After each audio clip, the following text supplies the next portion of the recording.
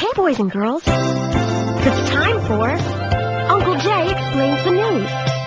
Now here's the guy who helps little minds understand big news stories, Uncle Jay. Hi, boys and girls, and happy birthday, America. Uncle Jay's on vacation. Maybe you are, too. Maybe you got the weekend off before the 4th or the weekend after. But you know what? Congress has the entire week off. In fact, welcome to a special Uncle Jay episode all about the hardest working Congress in America, Congress. That's why Uncle Jay's news word for this week is recess. Recess is the word they use when Congress takes days off. Now, it's not like school recess. The Congress doesn't go out and play and goof off and pick on people who can't fight back. They do that when they're in session. No, congressional recess is officially called a district work period. It's when each congressperson goes back to their hometown to do a job to do the job for their constituents. There is a district work period for President's Day, Memorial Day, Independence Day. Each one of those days lasts for a week, by the way.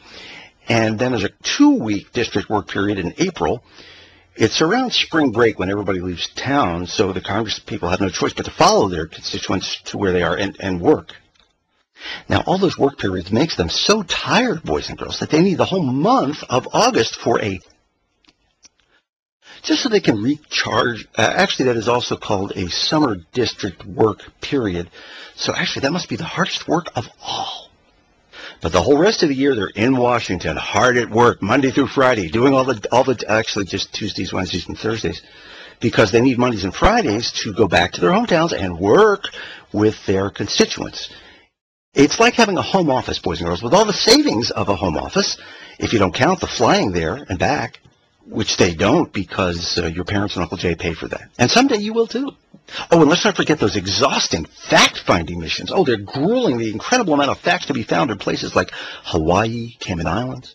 So when Congress actually does get some time off, they have earned it.